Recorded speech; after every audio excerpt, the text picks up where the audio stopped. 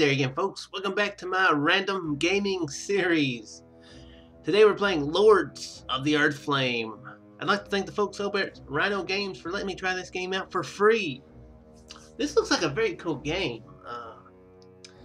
It looks like from what I can tell, it's very much like a visual novel, only way more story-based. Not story-based, decision-based. Got a lot more choices to make in it. You know, there's visual novels that they have decisions to make. A lot of the better ones do have lots of decisions, but this one looks like it's more of a, I guess you could say maybe more of a choose your own adventure type game rather than a visual novel. I guess that really would be the best way to approach it. But it does have pictures, that sort of thing. So let's just dive in. Be warned, the entire game progress. Yeah, that's fine. I started over to test the audio. Hopefully the balance is alright. I don't think the game audio will be too loud now. I was a little afraid that the music was too loud, especially if it gets louder than what it is now. But anyway, descent into the depths. A violent snowstorm holds sway over Ruby Mountains for the second night. Firmly tightening a scarlet hood at the throat and often blinking from eye-covering snow, you try in vain to see your way. Everything further a step from you is shrouded in white mist. It's just like TV on the channels I don't get. Only the hazy silhouette of a high rock gives you the direction on where to go. You wallow in the knee-high snow, but stubbornly continue to go after your target and plunge deeper and deeper into a hopeless whiteout. The severe snowstorm doesn't subside. Day and night everywhere is covered with a gray-white veil. But judging by the cold chills, you realize that midday has long passed. Some few hours more and night will cast a pall on the mountain pass and an unbearable cold will set in. The people are weak, and they need to decide how to hold on till the next morning. So is this a whole crew that we're doing? Vigo! Is this me? Am I Vigo? Am I Viggo Mortensen? Is this Lord of the Rings? Dude! That'd be awesome. Vigo, you turn around and call the merchant coming behind. No answer. Vigo, you stop and shout louder. You listen. Dang, we're not Vigo. Suddenly emerging from the abyss, the fat man nearly pushes you off your feet. Darkness will simply absorb you. Or you thought I meant Draugr. You'll bury me earlier, old man, you talk back calmly at the merchant. But it'll soon be night, and we all run the risk of becoming ice ghosts. We need to stop. Okay, so we're not Vigo. Covering your face with the wind, you point to a hardly seen peak. There's a cave in the crystal rock. If we take shelter there, we'll be able to survive the blizzard. Are you out of your mind? We have no time. We must arrive in Norston before dawn. The merchant obviously doesn't accept your idea. Commercial ships will leave the city early in the morning, thereby making our journey meaningless. If we die, our journey will also be meaningless. I'm just saying. I mean, I suppose they could find the dead, the goods on our dead body, but that would still be equally meaningless. More so meaningless, because the goods will still be late and will be dead. So I think we should take shelter. As your guide, I insist. If we spend the night on the road, we'll all die in the snow. This is pure madness. From where do I get the money to pay you if our journey ends up becoming an empty farce? Vigo looks troubled. My offer looks no crazier than yours, old man, you parry confidently. Have you truly forgotten how last night was? The damned blizzard will devour both your products and us. Let's rest now and restart our journey before dawn. May it be so. Nodding your head, you quicken your pace, confidently directing the caravan towards the peak. One thing I'm already not liking about the game is, and it's the thing that I've already compared it to a visual novel. I do apologize because it definitely has a different style than a visual novel, which I like the style. It's cool that it's like a book. That I do like.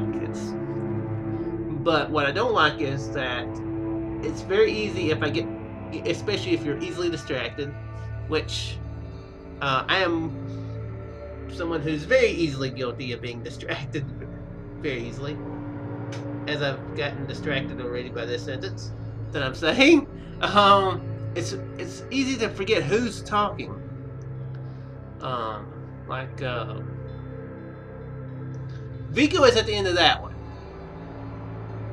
but it would be useful if the name was at the beginning, and the name's not at the beginning of that one, so.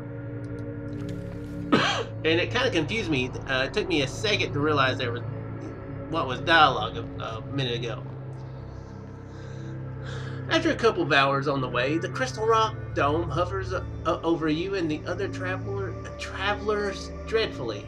You now need to find the entrance to the cave. Screwing up your eyes, you try to see through the blizzard. A rock protruding from a glacier. You eventually manage to see it. Catching hold of this landmark, you continue to move forward, and obediently takes you straight to a gaping hole in a local cave. Like the stone jaws of ancient monsters, the cave receives you with its sparkling row of ice teeth. The blizzard grows stronger. You call your fellow travelers to come inside. At the behest of doom. At the behest of doom? Having almost ran part of the caravan into the shelter, you hear a fearsome roar. Without a second thought, you push a woman standing next into the cave and dive behind her afterwards. Having bruised your shoulder badly, you try to see just anything, but you hear how the avalanche roars down behind you. You turn around, but again lose your balance. The snow stream strikes with force on the passage, completely depriving you of light and causing a terrible landslide. I thought he was going to say he pushed her like, oh crap, there's a monster. Take her! Leave me! What a great hero we are. Yeah, I don't think it's getting closed off by an avalanche. I think will not get us good points from the merchant guy. Having recovered consciousness, you realize that you have been lying on the ground for over an hour. Your head and shoulder hurt badly. The avalanche was long subdued outside, and only the heavy breath and moans of the survivors disturbed the dark place. Of course, we could have got covered up if we had stayed outside. Whether they'll accept that potential logic, who knows? Cedric, answer me. Are you here? Getting up clumsily, you're surprised by the sound of your own voice. Yes, but I would have definitely preferred to be somewhere else. The mercenary from Tuscany sluggishly replies to you. Are you alright? Could be better. Neck pain makes you to pull a face. Where's your horse? I remember there was an old lamp in your luggage. It's here. I lowered it into the cave ahead of me. Sujuk? Cedric whispers softly. You hear the horse neigh 10 feet from you. Finding the animal by feel, you pet Sujuk on the neck and start to study the contents of the saddlebags. Finding what you're looking for, you sit down on the ground and, taking out a flint, you strike fire. After a few seconds, you already stand with a lighted lamp. Illuminating the cave, you decide...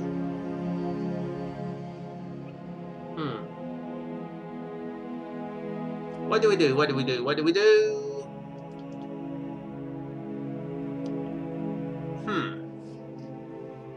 They're all potentially good decisions. It'd be a good thing to know what we got.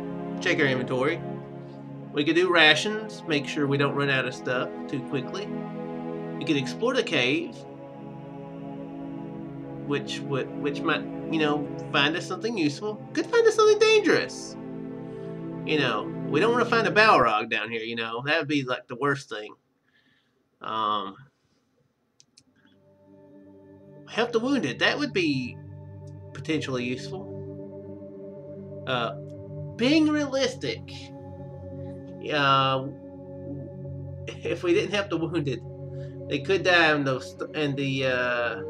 supplies could last longer. But then again, more people alive, the more help we could have. So, thinking realistically, morally, I would always choose help the wounded. I'm just speaking logically here.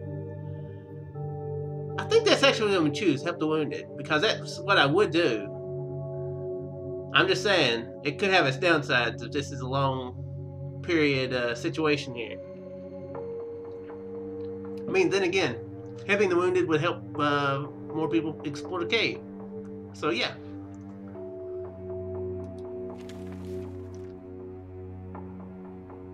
After inspecting all the survivors, you are relieved to note that the majority of them escaped with only minor scratches and bruises. However, Gerda, the girl you saved, had her leg crushed by stone. Question is, if he hadn't pushed her, would she have gotten less injured? Probably so. Probably. I mean, probably would have. She probably wouldn't have. Wait, what am I saying? Oh crap! I've already got confused about what my own statement. She probably would have got more injured if you hadn't pushed her. Yeah. Yeah. Okay. Move on, Chuck. However, Gerda, the girl you saved, had her leg crushed by stone. Using the lever to throw off the stone, you reset her ankle and tell her not to burden her leg as long as possible. She thanks you and gives you a lovely smile. Only now that you notice how her satin hair shimmers in the lamplight, cascading to her shoulders in waves of golden locks. Her full lips look sumptuous, like a foreign ripe fruit, while her emerald eyes shine with virgin purity. Impressed by Northerner's beauty, you could not help but smile back at her. You hear some people arguing in the distance. You remember you still haven't examined the stocks.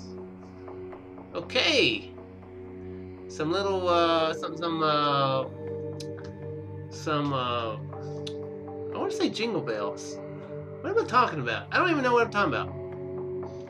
Like, birds flying? I don't know. Stuff. Romantic crap. Slightly optimistic, you examine those meager belongings that you have managed to rescue. 1 barrel of oil and 1 water barrel. Some fruits and corned beef. You understand that this is too small to keep you alive before rescue could come. On the other hand, you doubt whether rescue would even come at all. After going to the far end of the cave, you finally find Vigo staring blankly at the wall and stroking his foppish mustache. His coat is pretty shabby. His dry, straw-colored hair is no longer adorned by a merchant's hat, revealing a bald patch sparkling in the light. What up, Vigo? I've inspected stocks, old man. You hold the lamp in front of his face. The avalanche has carried away almost everything. Food would last for 3 days at best. I can't imagine how we're going to survive here. You brought us here, so you better find a way out. You're right, but I don't think that those who were outside were luckier than us. Casting a sinister glance at the merchant, you're gone, leaving him alone.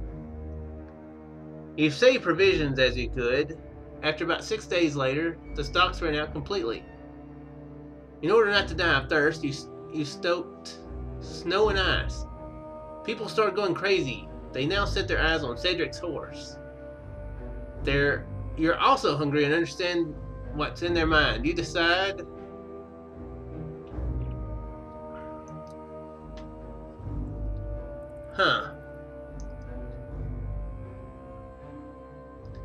Do we kill the horse or hope for a better solution? That's actually a good question. Because if you avoid the excuse me, if you wind up not doing the short term and you fail to find a long term solution, then you fail, period.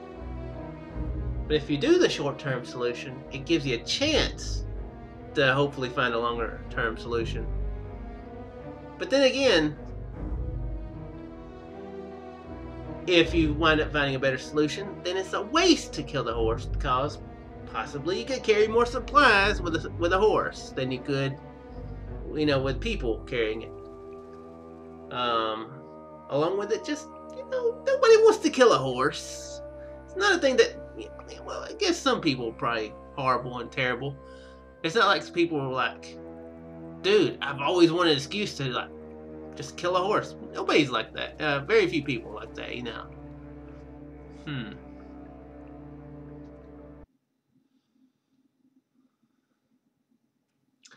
Let's hope for a different solution. This will make us very unpopular. Placing your hand on a sword, you take sides with Cedric. You won't allow such barbarity. Nobody will touch the horse in your presence. As people search for alternate solutions, you declare strict fasting. A week later, no solution has been found yet. Tonight, Cedric's throat was cut and his skinny horse killed. Ouch. The bald, sturdy Herbert disemboweled both of them. Meal will start soon. You really want to eat. Acting against your conscience, you're forced to join. Oh wow, people are eating people. Oh, that's lovely. Let's just stick with we don't want to go full. We don't want to go cannibal. We'll just become like a horseable. We'll become a Hannibal. we'll eat horse. So Hannibal. Yeah, it's lame. That's really a lame joke. I apologize wholeheartedly. Catching sidelong glances at yourself, you grasp a large piece of horse meat and move away to a far corner of the cave where Gerda sits. You start to eat, sitting down next to the girl. You pass the meat to her. No, this is monstrous. I won't for any reason touch this. It's not human flesh. This is horse meat. I'm scared. Me too. They've crossed the line. I'm afraid there is no way back. I'm so hungry, but Sujuk was Cedric's friend. The stocks carried by that poor horse have helped us hold for almost a week. It will help us hold for another week. I'm sorry, but I can't offer something else better. Looking into your eyes, Gerda takes the gift, carefully tasting the horse meat.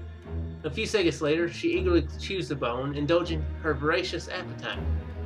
Staring into space, the girl grimly chews the food.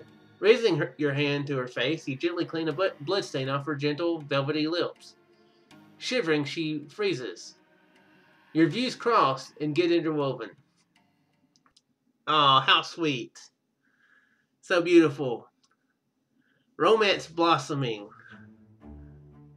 over dead horse. It's truly the love story of the ages. Having once again suppressed your hunger, you offer to examine Gerda's injured ankle. Pulling her foot out from under the rug, the girl humbly places it in your hands. Small and fragile, like a crystal figure, the foot easily fits into your palms. The swelling was almost gone, while small scars from cuts on the pink-turned skin already started to heal. Glancing at the seductive shapes of her foot, you tenderly stroke it with your hand. You feel how Gerda shivers. Your views cross again. Freezing for a moment, your hand smoothly moves to the shin and slowly rises, lifting the hem of her dress. Why not? You lean forward with your entire body. Your lips and hers find each other and entwine in a passionate kiss. Whatever, the people are like just over there. Let's do it. Why not?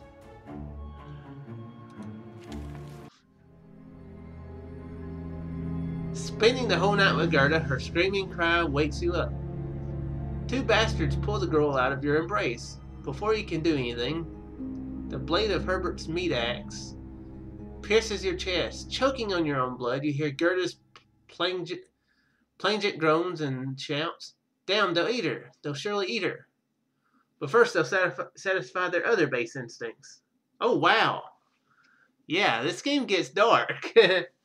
Your eyes darken. You feel how strength abandons you, being carried away in black non-entity.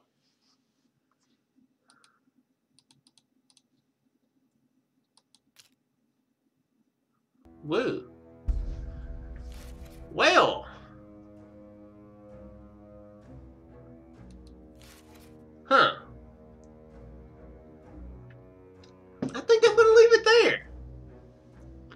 Yeah, I'm gonna leave it there. I'm gonna play more of this on my own. I do like this game. It's not the best written, I will give it that. It doesn't feel that well written. But then again, it does kind of maybe... What bits of it don't feel very well written. It feels a little clumsy. I'm not sure if the people who made the game are native English speakers. It's possible it could be, you know, from Europe or, you know, any other country. But then again, I guess the other way it could be taken is maybe this is like journal entries. And, well, it wouldn't be a journal entry if he was dying, but you know what I mean. So that's kind of the other way it could possibly be taken. That does look maybe like a journal or a book. Well, it's obviously a book, but possibly like a journal. So that could be kind of the way they're going with it. And if you're, you know, stranded in a cave, you're not gonna be really worried that much about grammar, you know. Nobody's like, I just ate horse. I saw somebody brutally murdered.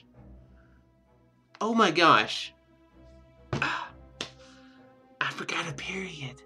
Dang it. Oh my gosh, and it's comma. Nobody's gonna be like that, so I guess that's the other way it could possibly take it. But I do like it. This is a really cool game, I think. If you guys like it, the link for it will be down in the description below. I don't know how much this is, but I don't think it'll be that much. Probably within $5-10, if not even cheaper than $5. Which, if $5, I would say would be pretty well worth it. It's not a very long game, from what I glanced at the reviews. I glanced at the reviews for the game, you know, seeing how long each person had played it. Most were only like an hour and a half, half an hour. So, if you're not gonna care too much about playing it and getting every ending, it might not be worth it if it's like $5. But if you're going for a full, like, everything, trying to get every ending, every detail, I can see it being worth that much. But anyway, I'm gonna shut up, let you guys get on with your day, and I will see you in the next random game. Farewell.